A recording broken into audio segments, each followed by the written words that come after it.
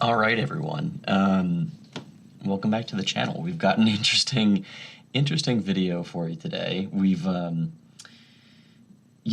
so much that the page has gotten all that famous here. Obviously, if you're watching this, you know we have like however many subscribers or whatever. But we appreciate you watching. Thanks so much. Make sure to smash that dislike button because you hate us so much.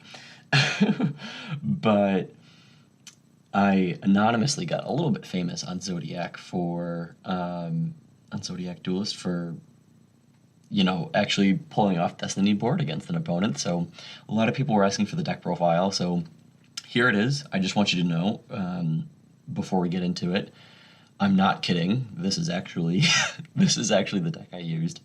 I didn't win any matches. I did win a couple games, though, getting into Destiny board. The inspiration for the deck, just as a bit of a caveat, like, it was just made for Halloween. It was made to have fun, made to bring to locals around Halloween and be a spooky themed deck. So that is the inspiration for it. And so we'll get into some of the technical choices that went into it, but it's not supposed to be good. I will go on record though a little bit by saying that the picture, at least, that made its way to Zodiac, where I completed the Destiny board game victory, was against someone who was playing a Tri-Brigade engine. I don't think it was a pure Tri-Brigade, but still it was pretty good. That person ended up topping the entire event for the day too. So to win a game off of that was pretty good. And before we dive too much deeper into this, just a final reminder to make sure you're running, back row removal that isn't just by monster effect. That'll be a theme that comes up here. So I'll get into the start, which is I play two Cursed Necropheres. I realize I'm a bit zoomed out here, so here is Cursed Necrophere. I play it because it's spooky, it's scary, it's kind of cool. Definitely a big fan of Bakura, and this was kind of a revamp a bit of that strategy, so that's why I play two copies of it. I probably would play three if it weren't like a $25 or $30 card like it is right now, but deck is totally fine with two because you can kind of search it out and stuff. It's summoned by bringing back banished monsters or banished fiends, I think, from being banished to your hand, which can be helpful because that happens sometimes. Definitely, we'll get into some ways that happens later on, but and it just interacts with a couple other cards pretty well too. Overall though, not really like that important of a card in the deck. Next is two Dark Necropheres. Again, I wanted to be somewhat, loyal to the actual Bakura theme here. So here's Dark Necrophere. It's been printed a million times. I'm sure it's easy to find, very cheap. I play some speed duel copies because I had some speed duel copies. This is going to banish 3 fiends from your graveyard. So if you have 3 fiends in the grave and this in hand as well as your Cursed Necrophere, you can play this first and then play Cursed Necrophere afterwards and pull them back in. It does have a nice effect that when it goes to grave, you can equip it to an opponent's monster and take control of it. So it's not entirely irrelevant, but not fantastic. That does remind me, too, the secondary effect on Cursed Necrophere. I believe when it is special summoned, when it's special summoned, you can destroy like cards your opponent controls up to the number of Destiny board pieces that you have. That being said, if you have Destiny board going, it's just such a singular focus that you're not really caring too much about getting Cursed Necrophere out or activating that or resolving that effect at all. Next, I play 3 copies of Dark Spirit of Banishment. Dark Spirit of Banishment, this, and there's another card that we'll discuss next, is really just a hand trap that brings out either Curse or Dark Necrophere from grave. So the effect simply says that if if an opponent's monster attacks during the damage step, send it from your hand to the graveyard, special summon a level 8 fiend. And then if a level 8 fiend is special summoned, you can return this to your hand from grave. So it keeps recycling itself. So there is a nice little loop that can happen with that, just by keeping playing and keep destroying your Curse or Dark Necropheres. Like I said, the next one to discuss, I also run 3 of. Again, I'm running 3 ofs because it's a spooky looking card. The art on these is pretty cool. I'll give you a look at this next one, which is Dark Spirit of Mastery. Same thing, it's just instead of when an opponent's monster declares an attack, it's just that when your opponent activates a card or effect, quick effect, then it's the hand trap to special summon one of the Necropheres from grave. So pretty creepy looking. Truly, that's the only reason why this card gets played. There would be much better engines if you actually wanted to run Destiny board. So this is not a way to run Destiny board, but it's a way to be creepy. So that was why we did what we did. Next, I'll just show both of these. I run 2x Tour Guide, and as I'm trying to get the camera to focus here a bit, but bring it a bit closer. 2 Tour Guides, pretty generic, pretty well-known starter. So 2 of those, and when you summon them, you're pretty much always going to be pulling out this guy here, the Fiendish Rhino Warrior, because when they go to grave, you're allowed to mill a monster from your deck. You can also, off of Tour Guide, bring out any of those 6 hand traps as well, which just helps start that. So, okay. So with that, those are all the monsters that we ran. So the next, I'm going to get into spell traps here. I'm not just going to go through spells and then go through traps. I'm going to kind of go through, I think, the logic of the deck and how it works. Running 2 Destiny boards and then the final pieces. So here's Destiny board. If you know what it does, you know what it does. If you don't, then I don't know why you're watching this video. You win when you play all the pieces. It's just not Destiny board unless you're playing like a real original copy of it. So get Splurge on the Ultra Rare, get the Labyrinth of Nightmare one. It's kind of funny. I will take a moment to actually read it because the original printing on the Labyrinth of Nightmare is just like so old. It's like that old Yu-Gi-Oh speak when all the technical terms weren't really around. So the last sentence on the card reads, "If any of these cards are destroyed or removed from the field while constructing the message, they are sent to the graveyard immediately." They are all sent to your graveyard immediately. I don't think constructing the message is technically Yu-Gi-Oh terms, but point is when one gets destroyed, they all go, which is totally fine. You'll see why later. Next, I also run 3 copies of Sentence of Doom. Here's a good look at Sentence of Doom as well. I think my camera's having trouble focusing, but it does a couple different things. The first is, I actually have to read it a little bit here too, but just by targeting any number of fiend monsters that you have banished or that are in your graveyard up to the number of like Destiny board pieces that you have, you can add those to your hand, which is just nice to have a lot of cards in hand as needed. It kind of, so it recurs your hand size, but you really are running it for the secondary effect, which is after you've activated it, you can send it from the field to the graveyard and place a Destiny board piece as if it was activated or played properly through Destiny board. You do not have to activate the first effect, so you really can just flip this over in your opponent's end phase and play 2 instead of 1, which is always nice. It's nice to accelerate that process, so that's definitely helpful. Moving on, next we have some field spell related cards. I do run 3 by Dark Sanctuary, which is pretty good. It allows you to play Destiny board pieces as monsters, and they can't be attacked, and they're like unaffected by card effects or something like that. Also, when your opponent declares a direct attack, if you have them, they're not just defenders too. Just because they can't be declared for an attack doesn't mean you're protected from direct attacks. Your opponent can still do that. But if your opponent does declare an attack, though, you flip a coin, and if it's tails, I think the attack is negated, and your opponent loses half life points of their monster's attack, which is pretty good, to be honest. Like, if you can just get lucky with it as you start to go to time, because this deck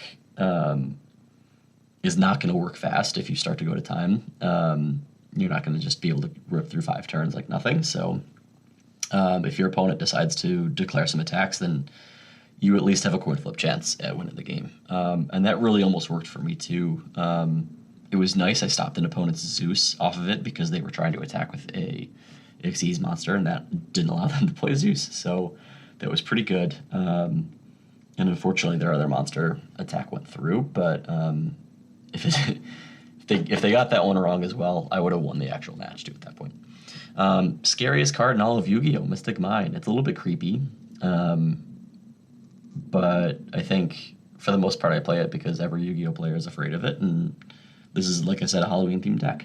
It's also the only way you're going to absolutely win this game. Like, there's no way you win with this deck unless you have Mystic Mine out. It's going to stop your opponent from activating monster effects or declaring attacks, which is required if you're going to get this combo off of Destiny board and everything else. Outside of the field spells, I play a Terraforming, 1 Metaverse, and 3 by Demise of the Land.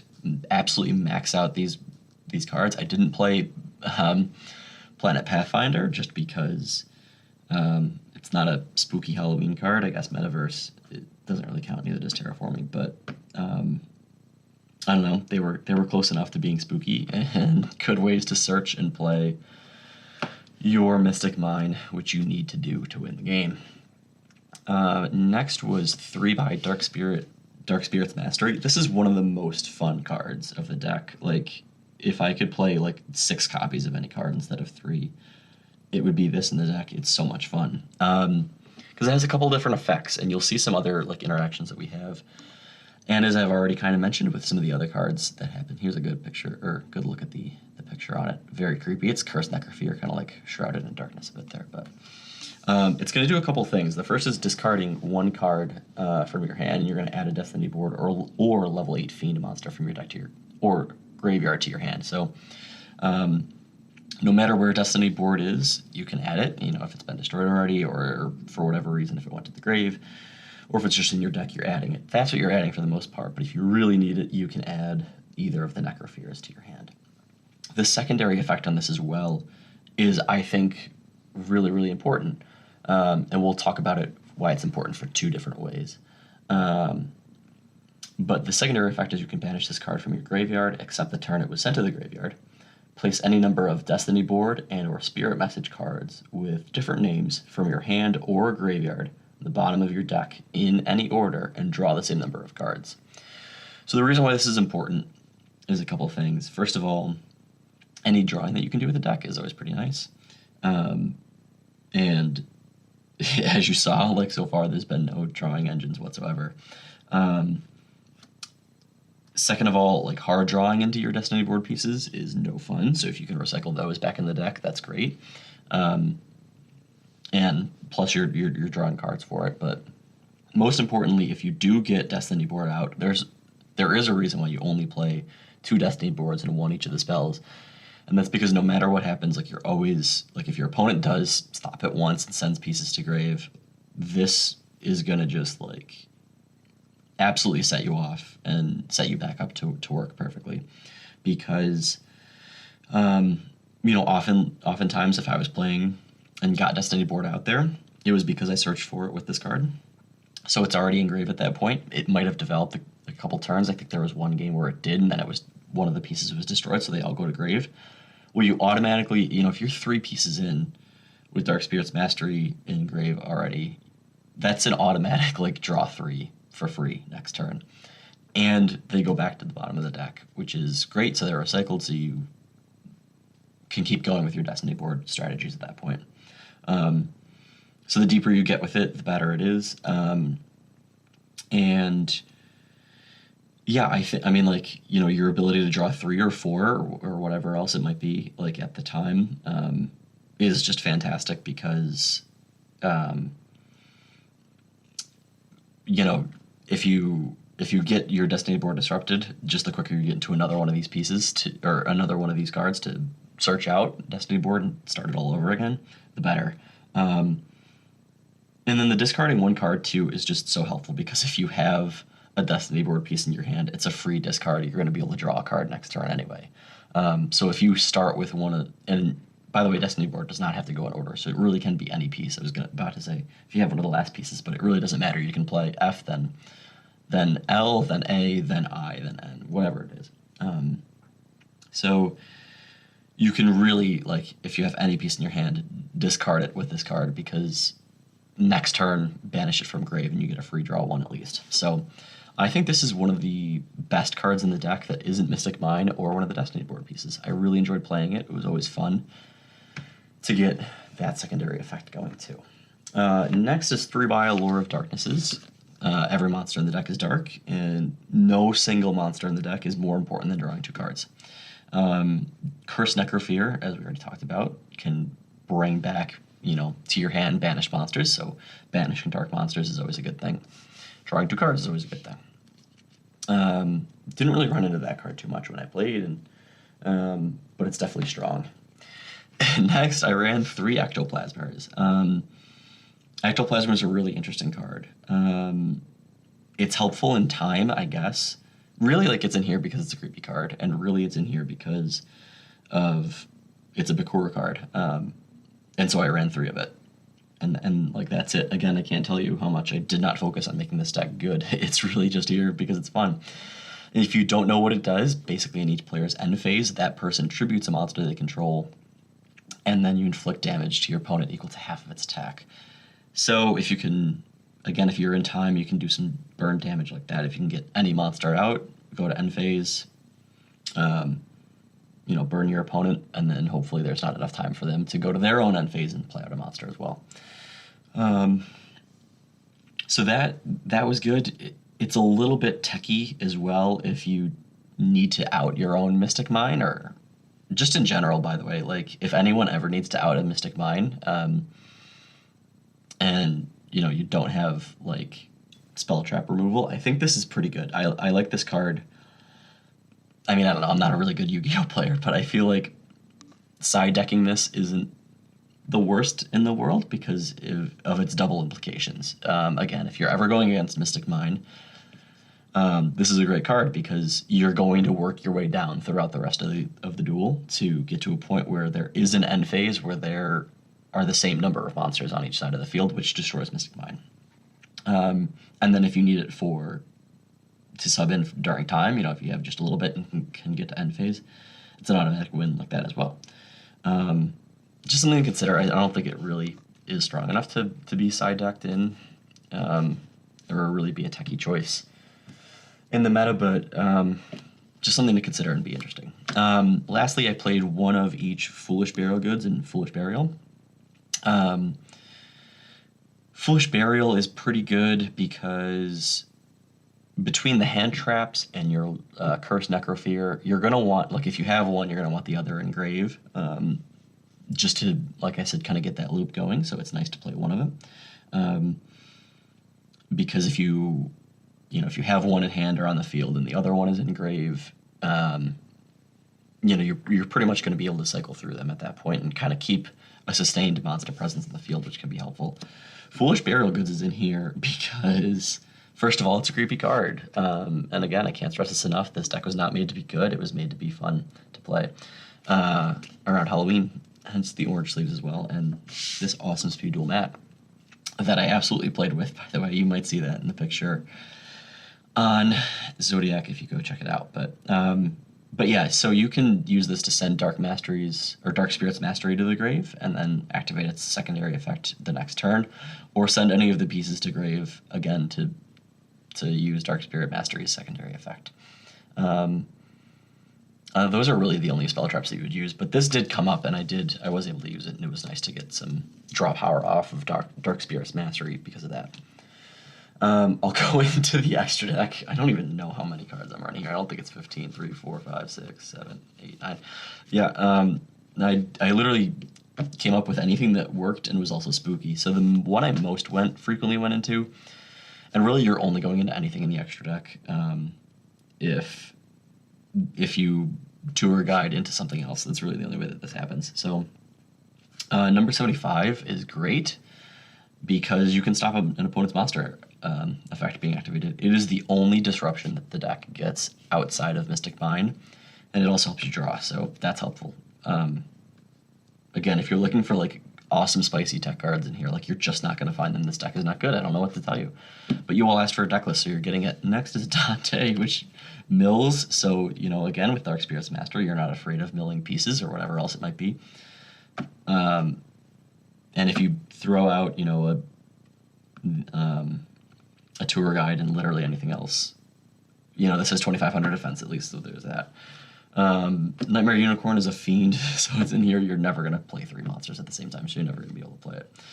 Wee Witch's Apprentice is a witch, so you got to play it on Halloween. I don't know what to tell you. Ghost Trick Alucard.